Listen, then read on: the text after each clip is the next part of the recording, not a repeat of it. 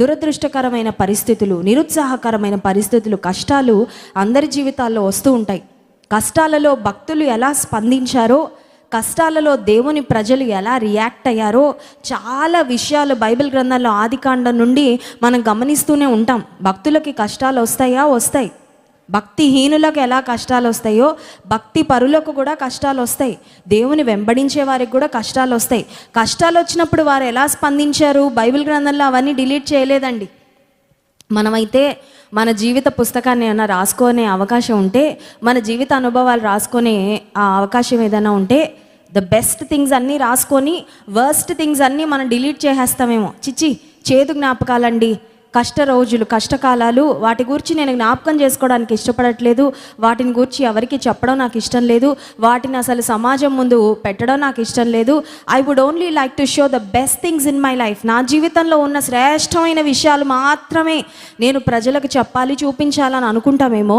కానీ బైబిల్ గ్రంథంలో ఆదికాండం నుండి ప్రకటన గ్రంథం వరకు గమనించినట్లయితే దేవుని ప్రజలకు, భక్తులకు, ప్రవక్తలకు వచ్చిన శ్రమలు, సమస్యలు అన్నీ వ్రాయబడ్డాయి.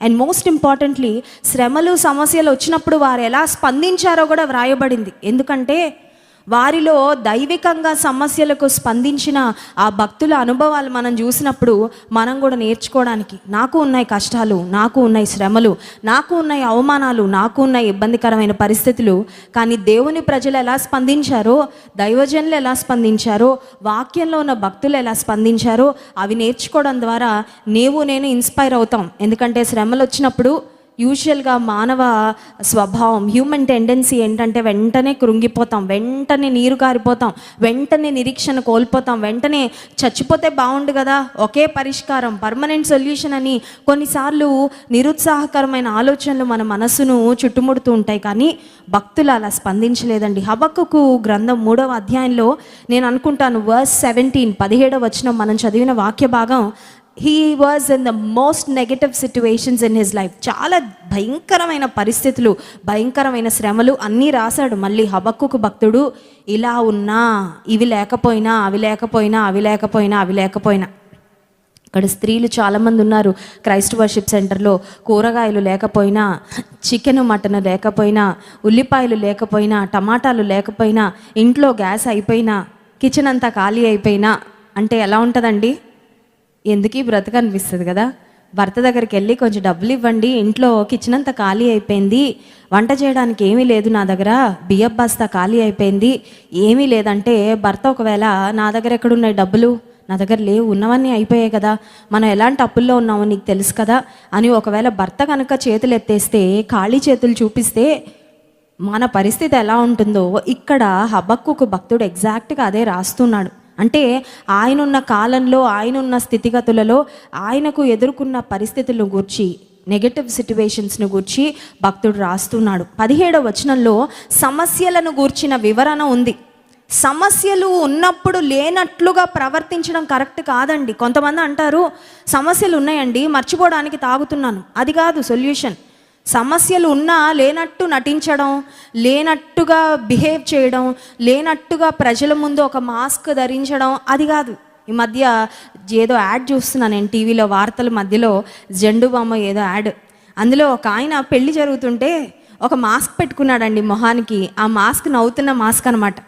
తలనొప్పి వస్తున్నా పాపం మొహం అంతా రకరకాలుగా మారిపోతుంది, బాధ వస్తున్నా బంధువులందరి ముందు ఒక శుభ సందర్భంలో, ఒక మంచి ఆనందకరమైన సమయంలో బాధ బయట పెట్టకూడదని ఓ మాస్క్ పట్టుకొని తిరిగేస్తున్నాడు. లాస్ట్కి ఎవరో అన్నారు, మాస్క్ ఎందుకు నాయనా, ఆ తలనొప్పికి, ఆ బాధకి పరిష్కారం ఉందని ఏదో మందు ఇచ్చారు. సరే, చాలా బాగా చేశారు యాడ్ చాలా బాగా డిజైన్ చేశారు. చాలాసార్లు మనం కూడా లోపల చాలా బాధలు ఉంటాయి కానీ బయటకి మాత్రం 32 పళ్ళు బయట పెట్టేసి, అబ్బా నా అంత ఆనందంగా ఉన్న వాళ్ళు ఇంకెవ్వరూ లేరు ఈ ప్రపంచంలో, ఐఎమ్ ద హ్యాపీయెస్ట్ పర్సన్, రాజమండ్రిలో ఉన్న అత్యంత సంతోషమైన వ్యక్తి ఎవరంటే నేనే అన్నట్లుగా నటిస్తుంటాం. కానీ దేవుని వాక్యం అలా చెప్పడం లేదండి. సమస్యలు ఉంటే సమస్యలు ఉన్నాయి అని ఒప్పుకో, పర్వాలేదు. అయితే నీ సమస్యల మధ్యలో ఎలా ప్రవర్తించాలో, ఎలా స్పందించాలో నేర్చుకో. సమస్యలు నా మీదకి ఏం వస్తాయో నా కంట్రోల్లో ఉండవు. మన కంట్రోల్లో ఉంటాయండి. మన మీదకొచ్చే సమస్యలు ఏవో కంట్రోల్ చేయగలిగిన శక్తి మనిషిగా మనకుంటే మనందరం సమస్యలన్నిటినీ ప్రక్కకి తోసేసి సమస్యలు మన దగ్గరికి రాకుండా మన చుట్టూ ఒక వలయం వేసుకొనో ఒక గోడ కట్టుకొని ఉంటామేమో, కానీ అవకాశం లేదు. సమస్యలు మన మీదకి రాకుండా కంట్రోల్ చేసుకునే శక్తి ఏ ఒక్కరికి లేదు. కానీ సమస్యలు వచ్చినప్పుడు ఎలా స్పందిస్తామో అది మాత్రం మన చేతిలో ఉంది. ఉందా లేదా? We cannot control the problems which come into our life, but we can definitely control our attitude in the midst of problems. సమస్యలు మన మీదకి వచ్చినప్పుడు విశ్వాసిగా నేను ఎలా స్పందిస్తానో నా స్పందన నా చేతిలో ఉంటుంది. ఉంటుందా? నన్ను ఎవరైనా వచ్చి తిట్టచ్చండి, తిట్టడం నేను కంట్రోల్ చేయలేను. వాళ్ళ మూతికి వెళ్ళి ప్లాస్టర్ వేయగలనా? ఫెవికాల్ అయినా అంటించగలనా? కొన్నిసార్లు చూడండి, టీచర్స్ జిప్ చేసేసుకోండి మూతిని. మా పిల్లలు స్కూల్లో విన్నట్టున్నారు, జిప్ యువర్ లిప్స్ అంటారు. లిప్స్కి జిప్ వేసుకోవాలంట. ఏదో అంటారు కానీ వేసుకోవడానికి అవుతుందా? లేకపోతే కొన్నిసార్లు టీచర్లు కోపం వచ్చి నీ మూతికి స్టాప్లర్ కొట్టేస్తానని కొట్టగలుగుతారా? కొడితే సెప్టిక్ అయిపోద్ది. చేస్తే అలాంటి పని జైల్లో వేస్తారు ఆ టీచర్ని. లేకపోతే ఫెవికాల్ వేసి అంటించేస్తామంటే చెప్తారేమో కోపంలో, కానీ చేయలేరు. నన్ను ఎవరో వచ్చి తిడుతున్నారు ఫర్ ఎగ్జాంపుల్, వాళ్ళ తిట్లని వాళ్ళు తిట్టకుండా నేను వాళ్ళని ఆపలేను, కానీ వాళ్ళ తిట్లకి నేను ఎలా స్పందిస్తానో అది నేను నా కంట్రోల్లో ఉంది. అర్థమవుతుందా అండి? ఇక్కడ హబక్కుకు భక్తుడు హబక్కుకు గ్రంథం 3వ అధ్యాయంలో 17వ వచనంలో తన మీదకు వచ్చిన సమస్యలను గురించి వ్రాస్తూ 18వ వచనంలో ఆ సమస్యలలో భక్తుని యొక్క స్పందన ఏంటో కూడా వ్రాస్తున్నాడు. 17వ వచనం ఒకసారి చదువుకుందాం. అంజూరపు చెట్లు పూయకుండినను, ద్రాక్ష చెట్లు ఫలింపకపోయినను. తోటలున్న వాళ్ళకి ఈ అనుభవం బాగా తెలుస్తుంది. కాయలు కాసే చెట్లు, పూలు పూసే చెట్లు ఉంటే అసలు మొక్కలను నాటేదే ఒక కాయలు కాసే చెట్లను నాటారంటే కాయలు వస్తాయని కదండి, పండ్లు వస్తాయని, ఫలాలు వస్తాయి.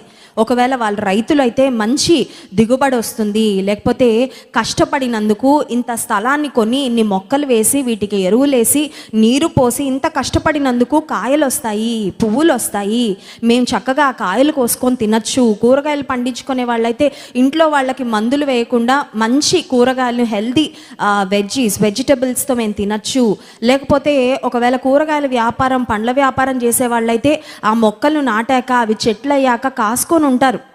పూత పూస్తే ఎప్పుడు పూత పూస్తాయో, ఎప్పుడు కాయలు కాస్తాయో, వాటిని తీసుకెళ్ళి బజార్లో ఎప్పుడు అమ్ముతామో, ఎప్పుడు మా కష్టానికి తగిన ఫలితం వస్తుందో అని ఎదురు చూస్తుంటారు. కానీ ఇక్కడ హబక్కుకు భక్తుడు అంటున్నాడు, అంజూరపు చెట్లు పూయకపోయినా, ద్రాక్ష చెట్లు ఫలింపకపోయినా, ఒలీవ చెట్లు కాపులేకపోయినా. అంటే నాకు అర్థమవుతుంది, ఒకవేళ ఒక తోటలో ఒకవైపు అంజూరపు చెట్లు, ఒకవైపు ద్రాక్ష చెట్లు, ఒకవైపు ఒలివ చెట్లు ఉంటే ఒక చెట్టు దగ్గరికి వెళ్ళగానే ఆ చెట్టు కాయలు లేవంటే అనుకుంటాం, దీనికి కాయలు లేకపోతే ఏముందిలే, ఇంకొక పంట ఉందిగా, ఇంకొక పొలం ఉందిగా, మనకు ఇంకొక స్థలం ఉందిగా, ఇంకొక చెట్లు వేసాం కదా, వాటిని ఒకసారి వెళ్ళి చూద్దామని పాపం వెళ్ళి చూస్తే అంజూరపు చెట్లకు పూత లేదు, ద్రాక్ష చెట్లకు కాయలు లేవు, ఒలీవ చెట్లు ఫలించడం లేదు, చేనిలోని పైరు పంటకు రాకపోయినా. అంటే ఒక మాటలో చెప్పాలంటే లైఫ్లో అన్ని డైరెక్షన్స్ నుంచి ఎటువంటి ఆనందం కానీ, ఎటువంటి ఫలితం కానీ, ఎటువంటి ఆనందించే పరిస్థితి కానీ భక్తునికి లేదు. ఒకవేళ ఈ ఉదయకాల సమయంలో మీ జీవితం ఇలా ఉండొచ్చు. తల్లిదండ్రుల వైపు నుండి సపోర్ట్ ఉంటుందంటే అది లేదండి. భర్త అర్థం చేసుకుంటాడంటే అది లేదు. పిల్లలు మాట వింటున్నారంటే అది లేదు. పోనీ నా ఉద్యోగం బాగుందా అంటే ఉన్న ఉద్యోగం ఊడిపోయింది. పోనీ లోన్ కోసం ప్రయత్నం చేస్తుంటే లోన్ రావడం లేదు. పోనీ ఇల్లు కట్టుకోవాలని చూస్తుంటే ఆ ప్రయత్నం సఫలం అవడం లేదు. జీవితంలో ఎటువైపు చూసినా అన్నీ మాకు విరోధంగానే పనిచేస్తున్నట్లుగా అనిపిస్తుంది. ఎటువైపు చూసినా మనుషులు మమ్మల్ని అర్థం చేసుకోవడం లేదు, పరిస్థితులు మారడం లేదు. పోన్లే మిగతావన్నీ బాగాలేకపోయినా ఏదైనా ఒకటైనా బాగుందని చూసి ఆనందిద్దాం అనుకుంటే ఆనందించడానికి ఒక్క కారణం కూడా కనిపించడం లేదు. I don't have a single reason to be happy. సంతోషించడానికి ఒక్క కారణం కూడా లేదు. ఇప్పుడు పొలాలు చూసేశాడు, పంటలు చూసేశాడు, ఆఖరికి అనుకున్నాడు ఈ పొలాలు పంటలన్నీ వదిలేసి కనీసం పశు సంపద దగ్గరికైనా వద్దాము అని వస్తే గొర్రెలు దొడ్డిలో లేకపోయినా, శాలలో పశువులు లేకపోయినా, గొర్రెలకు ఒకవేళ ఏదైనా వ్యాధి వచ్చి ఉన్న గొర్రెలన్నీ చనిపోయాయి అనుకోండి, ఆ వ్యక్తికి ఎంత బాధ ఉంటుందండి. గొర్రెలు దొడ్డిలో లేవు. పోనీ అంతకుముందు పశు సంపద చాలా బాగుండేది, అవైనా ఉన్నాయనుకుంటే శాలలో కూడా పశువులు లేవు. అంటే ఒక మాటలో చెప్పాలంటే ఇంట్లో అంతా ఖాళీగా ఉంది, ఇంట్లో సమృద్ధి లేదు. ఇంట్లో సమృద్ధి లేకపోతే ఎంతమంది సంతోషంగా ఉండగలరు? కొంతమందికి దేవుడు 99 విషయాలు ఇచ్చి ఒక్కటి లేకపోతే ఆ 99 విషయాల గురించి ఆలోచించడం, వాటితో ఎలా పనులు చేసుకోవాలో ఆలోచించడం మానేసి లేని ఒక్కదాని కోసం ఏడవడం మనకు బాగా తెలుసు, అవునా కాదా? 99 విషయాలు ఉంటాయి. ఫ్రిడ్జ్ నిండా ఒకవేళ 6 రకాల కూరగాయలు ఉంటే లేని 7వ రకం కూరగాయ కోసం భర్తని పోరు పెడతాడు, వెళ్ళండి తేండి, ఇట్లా అసలు ఇల్లంతా ఖాళీగా ఉంది, అవునా కాదా? కొన్నిసార్లు యవనస్తులు ఉంటారు, బీరువా నిండా బట్టలు ఉంటాయి, నాకు బట్టలు లేవు అంటుంటారు. అంటే ఏ బట్టలు లేవంటే అసలు బట్టలు లేవని కాదు, కొత్త బట్టలు లేవన్నమాట. వాళ్ళు అనుకున్న లేటెస్ట్ ఫ్యాషన్ చిరిగిపోయిన జీన్స్ లేదనమాట. లేకపోతే ఏ సినిమా యాక్టరో వేసుకున్న ఏదో రకమైన లేటెస్ట్ ఫ్యాషన్ చీర, లేటెస్ట్ డిజైన్ చీర ఈవిడ దగ్గర లేదనమాట. అందుకని ఏడుపు. కానీ ఇక్కడ హబక్కుకు భక్తుడు అలాంటి పరిస్థితుల్లో లేడండి. అటు పొలంలో పంటలు లేవు, ఇటు పశు సంపద కూడా లేదు. అవి ఉద్యోగం చేసే దినాలు కాదు. ఒకవేళ ఈ రోజుల్లో అంటే చేతిలో ఉద్యోగం లేదు, పిల్లవాడు పరీక్షలో ఫెయిల్ అయిపోయాడు, భార్య చూస్తే ఆరోగ్యము బాలేదు, ఒక సొంత ఇల్లు లేదు, వ్యాపారం అభివృద్ధి చెందడం లేదు, ఇవన్నీ రాసుండేవారేమో ఒకవేళ. కానీ ఇలాంటి క్లిష్ట పరిస్థితుల్లో కష్టానికి తగిన ఫలితం రానప్పుడు, విత్తనాలు అయితే విత్తుతున్నాను, పొలంలో విత్తనాలు విత్తాను, పంట అయితే చేతికి రావడం లేదు, ఏదో వర్షం వచ్చింది, అకాల వర్షం వచ్చింది, పంటంతా నష్టపోయాను. గొర్రెలు అంతకుముందు బాగానే ఉండేవి, సడన్గా తెగులు వచ్చింది, ఉన్న గొర్రెలన్నీ చనిపోయాయి. పోనీ అంజూరపు చెట్లైనా పూత పూస్తే అంజూరపు పండ్లైనా తిని బ్రతుకుదాం అనుకుంటే అంజూరపు చెట్లకు పూత కూడా లేదు, ఇక కాయల సంగతి మర్చిపోదాం. అంటే ఒక మాటలో చెప్పాలంటే సమృద్ధి లేని పరిస్థితి, ఇల్లంతా ఖాళీగా ఉంది. ఇల్లు ఖాళీగా ఉంటే ఆశీర్వాదాలు లేకపోతే మనసు కూడా ఖాళీగా ఉంటుంది, అవునా కదా? మనసు ఆనందంగా ఉండదండి. ఏదో లోటు, ఏదో కొరత, ఏదో బాధ, ఏదో తెలియని శూన్యం. ఏమవుతుంది నా జీవితం, ఎక్కడికి వెళ్తుంది నా జీవితం? ఇలాంటి పరిస్థితుల్లో ఒకవేళ నేటి తరం వాళ్ళు ఉంటే ఏం మాట్లాడతారంటే, గొర్రెల దొడ్డిలో లేవు, శాలలో పశువులు లేవు, అంజూరపు చెట్లు పూత పోయడం లేదు, ద్రాక్ష చెట్లు ఫలించడం లేదు, చేనిలో పైరు పంటకు రావడం లేదు, కాబట్టి నేను వెళ్ళి పురుగుల మందు తాగి చనిపోదాం అనుకుంటున్నానని రాస్తారేమో. లేకపోతే మరొకరు అందుకని నేను మానసికంగా కృంగిపోయి డిప్రెషన్లోకి వెళ్ళిపోయి ఒక సైకియాట్రిస్ట్ దగ్గరికి వెళ్ళి, ఒక మానసిక నిపుణుల దగ్గరికి వెళ్ళి పలానా ట్రీట్మెంట్ తీసుకుంటున్నాను అని రాస్తారేమో. ఈ జీవితం వ్యర్థం అనిపిస్తుంది, ఈ జీవితం శూన్యం అనిపిస్తుంది, ఇలాంటి బ్రతకాల్సిన అవసరం లేదేమో అనిపిస్తుందని ఒకవేళ వేరే వాళ్ళు రాస్తారేమో. కానీ దేవునిలో ఉన్న, దేవునితో ఒక సన్నిహితమైన సంబంధాన్ని కలిగి దేవుని ప్రవక్తగా, ఒక ప్రాఫెట్ ఆఫ్ గాడ్గా ఉన్న హబక్కుకు దేవునితో దగ్గరగా బ్రతికే వ్యక్తి, చుట్టూ శూన్యమే, ఇల్లంతా ఖాళీగా ఉంది, మనసు కూడా ఒక రకంగా ఖాళీగానే ఉంది. కానీ నేనైతే ఒక తీర్మానం తీసుకున్నాను ఈ పరిస్థితుల్లో. I have decided to be something. నేను ఒక విధంగా ప్రవర్తించాలనుకుంటున్నాను ఈ కష్టాల్లో. అది ఏంటంటే 18వ వచనం, నేను యెహోవా యందు ఆనందించెదను, నా రక్షణకర్త అయిన నా దేవుని యందు నేను సంతోషించెదను. ఇందాక నేను చెప్పాను, సమస్యలు ఎలాంటివి మన మీదకి వస్తాయో మన కంట్రోల్లో ఉండవు. కానీ సమస్యలలో ఎలా స్పందిస్తామో, ఎలా ప్రవర్తిస్తామో, సమస్యలను ఎలా చూస్తామో, సమస్యల పట్ల మన వైఖరి ఎలా ఉంటుందో అది ఖచ్చితంగా మన చేతిలోనే ఉంటుంది. ఉంటుందా ఉండదా? భర్త తిట్టచ్చు, తిట్టిన ఆ మాటల్ని బట్టి నువ్వు మనసు పాడు చేసుకొని రోజంతా వేస్ట్ చేసుకుంటావా? అవన్నీ ప్రక్కకి తోసేసి దేవునిలో ఆనందిస్తూ, ప్రార్థనలో గడుపుతూ, నీ కుటుంబాన్ని కట్టుకుంటూ, ఆశీర్వాద పదంలో నీ జీవితాన్ని నడిపించుకుంటావు, నీ చేతిలో ఉంది. కొంతమంది నాకు ఫోన్ చేస్తూ ఉంటారు, అక్క మా ఇంటి ప్రక్కన వారు మొన్నటిదాకా బాగానే ఉన్నారు, మేము మందిరానికి వస్తున్నామని తెలుసుకున్నారు, అప్పటి నుంచి బండబూతులు మాట్లాడుతున్నారు, వాళ్ళకి మేలే చేసాము, వాళ్ళకి సహాయమే చేసాం, అన్ని విధాలుగా వాళ్ళకి ఉపయోగకరంగానే ఉన్నామక్క, వాళ్ళకి ఎప్పుడు ఏ కష్టం కల్పించలేదు, కానీ దేవుని మందిరానికి వస్తున్నాము అని తెలిసిన దగ్గర నుంచి మా ఇంట్లో నుండి దేవుని వాక్యం కొంచెం ఆ కిటికీలు గుండా బయటకు వెళ్తుంటే మా పక్కన అపార్ట్మెంట్లో ఉన్నవారు మమ్మల్ని భయంకరంగా మాట్లాడుతున్నారు. వాళ్ళు ఎలా మాట్లాడుతున్నారో అది మనం కంట్రోల్ చేయలేమండి, అది వాళ్ళ విజ్ఞతకి వదిలేద్దాం. దేవుణ్ణి ద్వేషిస్తూ ఆ ద్వేషాన్ని మనుషుల మీద కూడా చూపిస్తున్నారంటే అది వాళ్ళ బుద్ధి, వాళ్ళ నీచ స్వభావం. అది దాని గురించి మనం పట్టించుకోవాల్సిన అవసరం లేదు. క్రైస్తవునిగా ఉన్నందుకు నీవు శ్రమ పడవలసి వస్తుందని యేసుప్రభు ముందే చెప్పారు వాక్యంలో. పర్వాలేదు, దేవుని కొరకు కొంత నిందను, కొంత అవమానాన్ని, కొన్ని తిట్లను అనుభవించే అవకాశం ఇచ్చావు ప్రభా, నీకు స్తోత్రం అని దేవుని స్తుతించు. హల్లెలూయా. దేవునిలో ఉన్నందుకు ఎప్పుడైనా శ్రమలు వస్తే నేనైతే దేవుని స్తుతిస్తాను. ఎందుకంటే నీలో ఉన్నందుకు ఆశీర్వాదాలు అనుభవించి చక్కగా సంతోషంగా సుభిక్షంగా ఉండడమే కాదయ్యా, నీ కోసం కొన్ని తిట్లు భరించే అవకాశం నాకు ఇచ్చావయ్యా, నిన్ను బట్టి తిట్లు భరించే అవకాశం ఇచ్చావు, నీకు స్తోత్రం అని దేవుని స్తుతిస్తాను. హల్లెలూయా.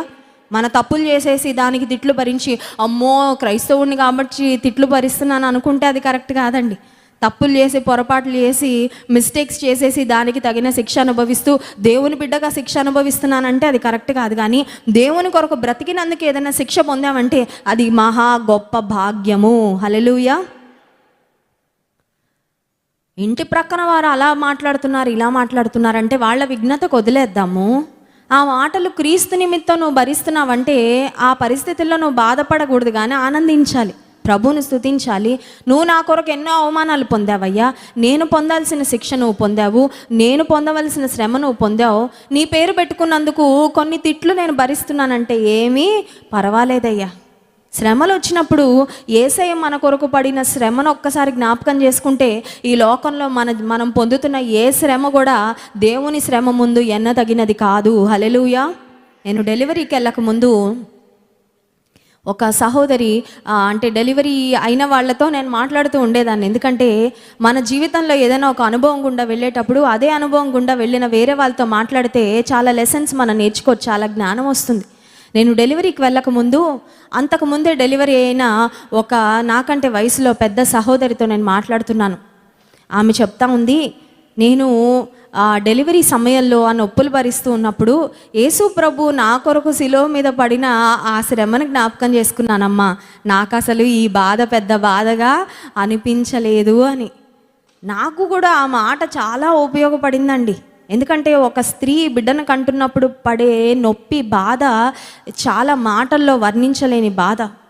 ఒకేసారి ఒక 10 ఎముకలు విరిగిపోతే ఎంత వేదన, ఎంత నొప్పి ఉంటుందో ఒక స్త్రీ కాన్పు అవుతున్నప్పుడు అంత బాధ భరిస్తుందని డాక్టర్స్ చెప్తూ ఉంటారు. అంత పెయిన్లో యేసయ్యా యేసయ్యా అని నేను శిలువ మీద ఉన్న యేసయ్యని జ్ఞాపకం చేసుకుంటుంటే నా బాధ నాకు పెద్ద బాధగా అనిపించలేదు. హల్లెలూయా.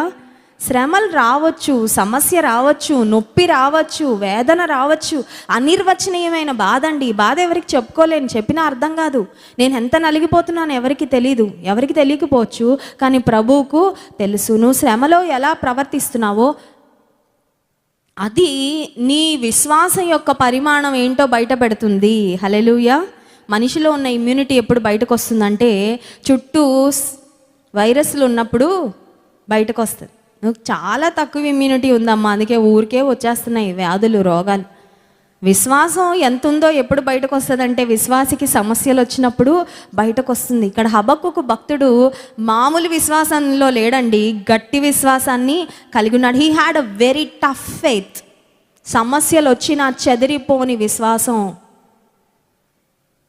స్థిరమైన విశ్వాసాన్ని కలిగి ఉన్నాడు. అందుకే అంటున్నాడు, ఏమీ లేకపోయినా, ఇల్లంతా ఖాళీగా ఉన్నా, మనసంతా ఖాళీగా ఉన్నా, నిజానికైతే కృంగిపోవాలి, కానీ నేను యెహోవా యందు ఆనందించెదను, నా రక్షణకర్త అయిన దేవుని యందు నేను సంతోషించెదను. కీర్తన గ్రంథంలో 4వ కీర్తన 7వ వచనంలో ఒక వాక్యం రాయబడింది చూడండి. దేవుడు మనకిచ్చే సంతోషం ఎలాంటిదో, the Joy that God gives.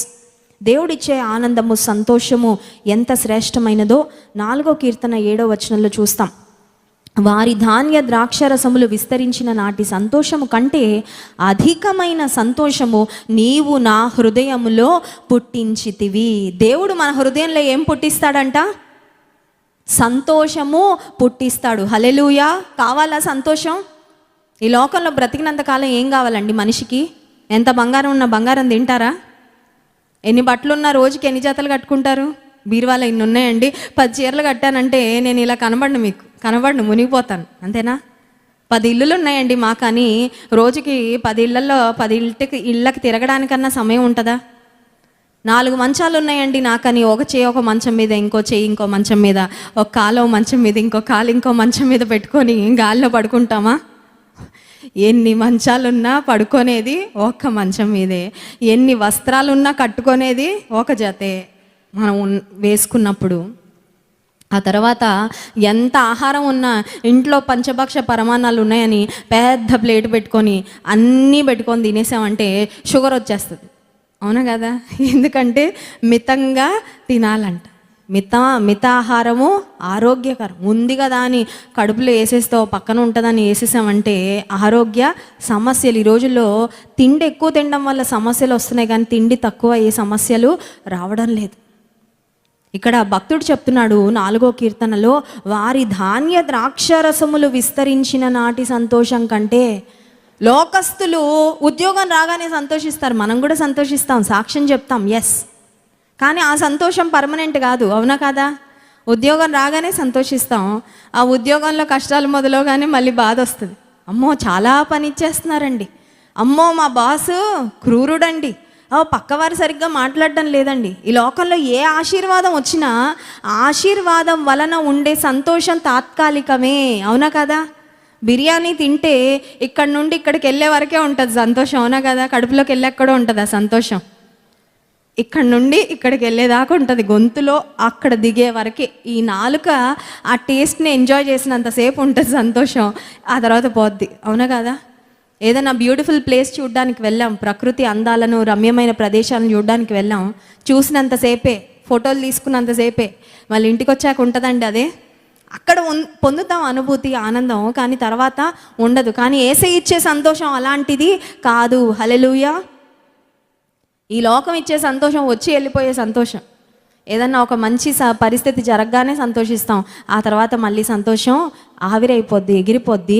కానీ వారి ధాన్య ద్రాక్షరసములు విస్తరించిన నాటి సంతోషము కంటే అధికమైన సంతోషము నీవు నా హృదయంలో పుట్టించితివి. యేసయ్య ఇచ్చే సంతోషం వస్తువులతో కొలవలేని సంతోషము. హల్లెలూయా. వస్తువులతో కంపేర్ చేయలేని సంతోషము. It is not materialistic Joy. ఈ లోక సంబంధంగా ఏదో చూసి సంతోషించే సంతోషం లాంటిది కాదండి దేవుడిచ్చే సంతోషం. ఏమున్నా లేకపోయినా,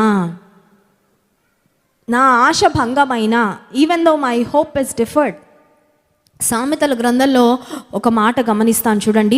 సామెతల గ్రంథం 13వ అధ్యాయం 12వ వచనంలో, మనం నిరీక్షించినది జరగనప్పుడు మన పరిస్థితి ఎలా ఉంటుందో అక్కడ సొలొమోను రాజు చాలా చక్కగా వ్రాసాడు. సామెతల గ్రంథం 13వ అధ్యాయం 12వ వచనం, కోరిక సఫలము కాకుండుట చేత హృదయము నొచ్చును, సిద్ధించిన మనోవాంఛ జీవవృక్షము. దిస్ ఇస్ ట్రూ కదండి. కోరుకున్నది జరిగితే, ఆశించినది జరిగితే మనల్ని ఎవరు పట్టుకోలేరు, అంత సంతోషం. అఫ్కోర్స్ ఆ సంతోషం పర్మనెంట్ అని నేను చెప్పట్లేదు, కానీ ఆ సమయానికైతే సంతోషం వస్తుంది. కానీ కోరిక సఫలం కాకపోతే హృదయం ఏమైపోద్ది? నొచ్చుకోండి, బాధ అవుతుంది. కోరుకున్న కోరికలు అన్నీ రిజెక్ట్ అయిపోయినాయి అనుకోండి, ఏది జరగట్లేదు అనుకోండి, మనసు ఎలా ఉంటుంది? ఒక సహోదరి ఫోన్ చేసి చెప్తుంది, నా తమ్ముడు ఒక అమ్మాయిని ప్రేమించాడక్క, పెళ్ళంతా సెటిల్ అయిపోయింది, పెళ్లి కార్డులు వేయించుకున్నాము, అన్ని అరేంజ్మెంట్స్ చేసుకున్నాం, మాటలు అయిపోయాయి, అన్నీ అయిపోయాయి. లాస్ట్ మినిట్లో అమ్మాయి నేను పెళ్లి చేసుకోవడం లేదని చెప్పింది. మా తమ్ముడు చాలా డిప్రెషన్లో ఉన్నాడు. కోరిక సిద్ధించలేదు. కోరుకున్నాడు, ఒక అమ్మాయి కావాలని కోరుకున్నాడు, ఈ అమ్మాయితో జీవితాన్ని పంచుకుందామని. ఫర్ సమ్ రీజన్, మరి ఏం జరిగిందో తెలీదు వారి మధ్యలో, మా అమ్మాయి పెళ్ళికి ఒప్పుకోలేదక్క. అన్నీ అయిపోయిన తర్వాత లాస్ట్ మినిట్లో ఆ అమ్మాయి రిజెక్ట్ చేసేసరికి నా తమ్ముడు నిద్రపోవడం లేదు, అన్నం తినడం లేదు, పిచ్చోడు అయిపోతాడేమో అని భయం వేస్తుంది. మా తమ్ముని కొరకు ప్రార్థన చేయండి అని ఒక సహోదరి చెప్తుంటే, దట్ ఈస్ రియల్ పెయిన్. అది నటన కాదండి.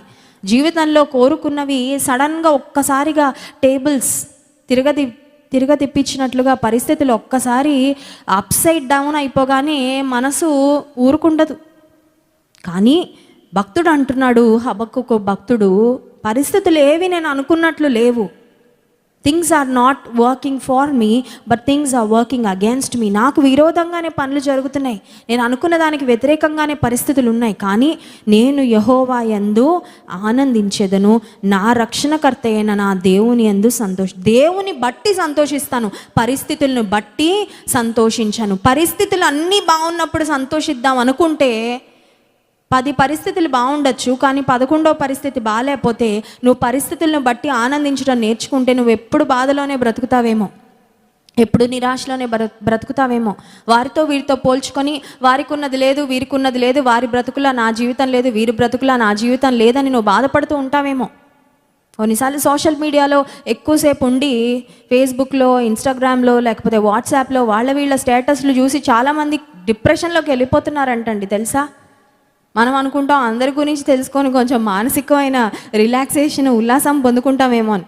అమ్మో వాడు ఆ రెస్టారెంట్కి వెళ్ళిపోయి చికెన్ బిర్యానీ తినేస్తున్నాడు, పలానా మా పిన్ని గారు వాళ్ళు పలానా ప్రదేశానికి వెళ్ళిపోయి ఎంజాయ్ చేసేస్తున్నారు, వాళ్ళ లైఫ్ అంత బాగుంది, వీళ్ళ లైఫ్ ఇంత బాగుందని అందరి గురించి తెలుసుకొని ఆఖరికి మనకి ఏమొస్తుందంటే డిప్రెషన్ వస్తుంది, కృంగుదల వస్తుంది. నా బ్రతికేంటి, మా వాళ్ళ సంగతి ఏంటి, నా జీవితం ఏంటి, నేను ఎలా వెళ్తున్నాను?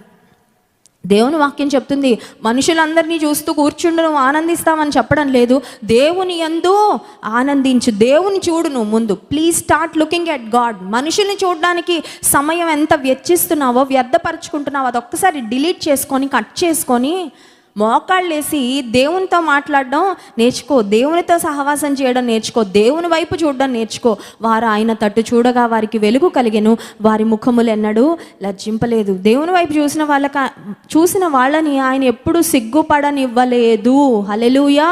నిన్ను సిగ్గుపడనివ్వడు, నిన్ను ఓడిపోనివ్వడు. హల్లెలూయా. ఓడిపోనివ్వడండి. ఇప్పుడు ఓడిపోయినట్లు ఉన్నావేమో, ఓడిపోనివ్వడు.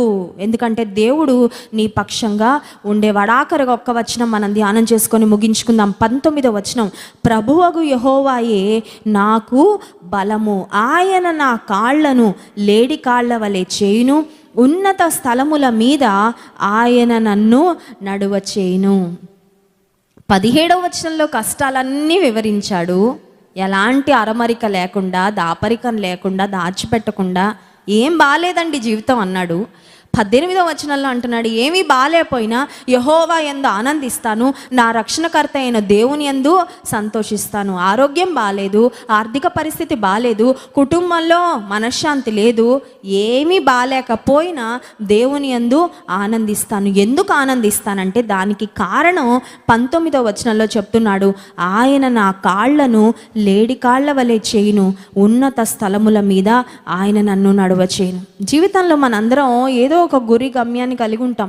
Aimless person. ఇంగ్లీష్లో ఒక ప్రావర్బ్ ఉందండి, if you aim at nothing you will definitely hit it అని. నీకు ఏ గురి గమ్యం లేకపోతే ఖచ్చితంగా చేరుకుంటామంట. దేన్నంటే గురి గమ్యం లేని బ్రతుకుని. అర్థమవుతుందండి? గురి గమ్యం ఉన్న వ్యక్తి ఎలా గురి చూసి కొడతాడో, గురి గమ్యం లేకుండా బ్రతికితే when you aim at nothing, ఏ గురి లేదండి, ఏ గమ్యం లేదండి. స్పిరిచువల్గా ఏమైనా గోల్స్ ఉన్నాయా? ఆధ్యాత్మికంగా దేవునిలో ఎదగాలని ఏమైనా గోల్స్ ఉన్నాయా? ఏం లేవండి, మందిరానికి వెళ్ళి వచ్చేస్తాం సరిపోద్ది. ఆర్థికంగా ఏమైనా గోల్స్ ఉన్నాయా? ఈ సంవత్సరంలో అప్పుల నుండి నేను బయటపడాలి, ఈ సంవత్సరంలో ఒక ఉద్యోగం సంపాదించా? ఏం లేవండి ఆర్థికంగా గోల్స్. ఏ నాటికి ఆనాడు కడుపు నింపుకుంటే చాలంటే అలాగే ఉంటుంది జీవితం. ఆరోగ్యపరంగా ఏమైనా గోల్స్ ఉన్నాయా? ఏం లేవండి, ఈ బాడీ పెరుగుతూ ఉంటే పెరగనిస్తాను, ఆ తర్వాత రోగాల మీద పడతా ఉంటే అన్నీ అనుభవిస్తారంటే అలాగే ఉంటుంది. లేదండి, I want to stay healthy, I want to stay fit, I want to eat healthy, ఆరోగ్యకరమైన భోజనం తింటాను, సమయానికి తిందాం అనుకుంటున్నాను, వ్యర్థమైన చింతించడం మానేసి మానసిక ఆరోగ్యాన్ని, శారీరక ఆరోగ్యాన్ని మెరుగుపరచుకోవాలనుకుంటున్నాను, ఎక్కువ సమయం నేను వ్యాయామం చేయాలనుకుంటున్నాను, ఆయిలీ ఫుడ్స్ తగ్గిద్దాం అనుకుంటున్నాను. ఇలా కొన్ని గోల్స్ పెట్టుకుంటే ఖచ్చితంగా పెట్టుకున్న గోల్స్ రేపు రీచ్ అవ్వకపోయినా ఖచ్చితంగా రీచ్ అవుతాం. అర్థమవుతుందండి? ఇక్కడ భక్తుడైన హబక్కూకు చెప్తున్న మాట ఏంటంటే, ఆయన నా కాళ్లను లేడి కాళ్ళ వలె చేస్తాడు. These are words of hope. నిరీక్షణతో కూడిన మాటలు మాట్లాడుతున్నాడు. కష్టాలు అందరికి వస్తాయి, కానీ కష్టాలలో నిరీక్షణతో మాట్లాడుతున్నావా? నిరీక్షణతో నీ భవిష్యత్తును చూస్తున్నావా? నిరీక్షణ లేని వ్యక్తిగా ఉంటున్నావా అనే దాన్ని బట్టి నీ డెస్టినీ, నీ యొక్క గమ్యము ఆధారపడి ఉంటుంది. ఇక్కడ భక్తుడు అంటున్నాడు, ఇప్పుడు బాలేదు బ్రతుకు, ఇప్పుడు బాలేదు పరిస్థితి, కానీ నా కాళ్లను లేడి కాళ్ల వల్లే చేసి నేను ఏ డెస్టినేషన్ కోరుకుంటున్నానో, నేను ఏ గురి కలిగి ఉన్నానో ఆ ఎత్తైన స్థలానికి దేవుడు నన్ను నడువ చేస్తాడు అనే నిరీక్షణతో నేను బ్రతుకుతున్నాను. హల్లెలూయా. దేవుని వాక్యంలో ఒక శ్రేష్టమైన వాగ్దానం ఏంటంటే, నీ ఆశ భంగము కానేరదు. Hallelujah. Your hope will not be cut off. ఒక నిరీక్షణతో యేసే దగ్గరికి వెళ్ళి, ప్రభా ఈ నిరీక్షణతో బ్రతుకుతున్నానయ్యా, నేను ఇప్పుడైతే బాలేదు నా బ్రతుకు, కానీ నీ యందు నిరీక్షణతో బ్రతుకుతున్నాను, నువ్వు నా జీవితాన్ని ఇలా చేస్తావని నేను నమ్మి బ్రతుకుతున్నానంటే ఓ పెన్ను తీసుకొని నీ నిరీక్షణతో కూడిన మాటలు దేవుడు ఇలా క్యాన్సిల్ చేసి వెళ్ళిపో అని పంపించడంట. నీ ఆశను భంగము కానివ్వకుండా, నీ ఆశను, నీ కోరికను సిద్ధింపచేసి నీ ఆలోచన యావత్తును దేవుడు సఫలపరుస్తాడు. అదే కాల సమయంలో ఉపవాస ప్రార్థనకు వచ్చిన మీరు ఎలాంటి పరిస్థితుల్లో వచ్చారో మాకు తెలియదండి. I do not know. కానీ దేవునికి అన్నీ తెలుసు. కష్టాలు ఉన్నాయి, కానీ నేను దేవుని యందు ఆనందిస్తా. ఏడుపు మొహం పెట్టుకొని బ్రతకను, నేను కృంగుదలలో బ్రతకను, ఎందుకు ఈ జీవితం అనుకుంటూ బ్రతకను, నన్ను చూసి 10 మందికి చనిపోవాలనిపించేలా బ్రతకను. నిరీక్షణ కలిగి బ్రతుకుతా, స్తుతిస్తూ బ్రతుకుతాను, దేవుని వైపు చూస్తూ బ్రతుకుతాను, ఆయనలో ఆనందిస్తూ బ్రతుకుతానని నీవు బ్రతకగలిగితే 37వ కీర్తన 4వ వచనంలో వ్రాయబడిన వాగ్దానము నీ పట్ల నా పట్ల దేవుడు నెరవేరుస్తాడు. చూడండి, 37వ కీర్తన 4వ వచనం, సామ్స్ చాప్టర్ 37 వర్స్ 4. యెహోవాను బట్టి సంతోషించుము, ఆయన నీ హృదయ వాంఛలను తీర్చును. ఒకసారి ఆమెన్ చెప్దామా నమ్మిన వారందరూ? ఆమెన్. నీ హృదయ వాంఛలు తీర్చును అని వాగ్దానం వచ్చిందంటే ఇంకెవరు పట్టుకోలేరు వాళ్ళని కదండి. డిసెంబర్ 31వ తారీఖు రాత్రి వాగ్దాన కార్డుల కోసం చాలా కనిపెడతాం కదా. నేనైతే చాలా ఎదురు చూస్తాను, ఏమి ఇస్తాడు వాగ్దానం దేవుడని. వాగ్దానాలు ఈ మాట వచ్చిందంటే ఇంకెవరైనా పట్టుకోగలరా? ఇంకా ఏమి జరగకముందే జరిగిపోయినంత ఆనందం, జరిగిపోయినంత సంతోషం. ఆయన నీ హృదయ వాంఛలు తీరుస్తాడు. ఎప్పుడు తీరుస్తాడంటే యెహోవాను బట్టి సంతోషించు. నిరీక్షణ ఉంటేనే కష్టాలలో కూడా సంతోషిస్తాం. యెహోవాయే, ప్రభువగు యెహోవాయే నాకు గల బలము అని హబక్కుకు భక్తుడు చెప్పినట్లుగా, నా బలహీనతలను చూసి, నా నిరుత్సాహకరమైన పరిస్థితులను చూసి, నా కష్టాలను చూసి నేను నిరాశపడను, కానీ యెహోవా నా బలముగా నేను చేసుకొని యెహోవా యందు ఆనందిస్తాను అని ఆయన వైపు చూడగలిగితే దేవుడు గొప్ప కార్యాలు మన జీవితంలో జరిగిస్తాడు. ఈ ఉదయకాల సమయంలో ఏ మనవులు, ఏ ఆశలు, ఏ అవసరతలు, ఏ కష్టాలున్నా కష్టాలన్నిటి నుండి గట్టెక్కించే దేవుడు మన పక్షంగా ఉన్నాడు. హల్లెలూయా. చిన్న ప్రార్థన చేసుకుందాం. పరిశుద్ధుడా మహోన్నతుడానికి స్తోత్రాలు. హబక్కుకు గ్రంథంలో నుండి శ్రేష్టమైన నీ మాటలు మీరు మాకు అనుగ్రహించినందుకు వందనాలయ్యా. ప్రభువగు యెహోవా నా బలము, ఆయన నా కాళ్లను లేడి కాళ్ల వలె చేసి ఎత్తైన స్థలముల్లో నడువ చేస్తాడన్న వాగ్దానము ఈ బిడ్డలందరి పట్ల దేవా మీరు నెరవేర్చండి. నువ్వు వాగ్దానం ఇచ్చి నెరవేర్చే దేవుడో కనుక వందనాలయ్యా. మాట తప్పని దేవుడో కనుక స్తోత్రాలు. నిరీక్షణ కలిగి మేము బ్రతుకున్నట్లు, నిరీక్షణ ప్రజలముగా ప్రభువా మేము జీవించినట్లు సహాయం చేయండి. కష్టాలను చూసి కృంగిపోకుండా నీ యందు ఆనందించే వారముగా మమ్మల్ని అందరినీ నీవు ఆయత్తపరచమని యేసు నామమున ప్రార్థిస్తున్నాము తండ్రి. ఆమేన్.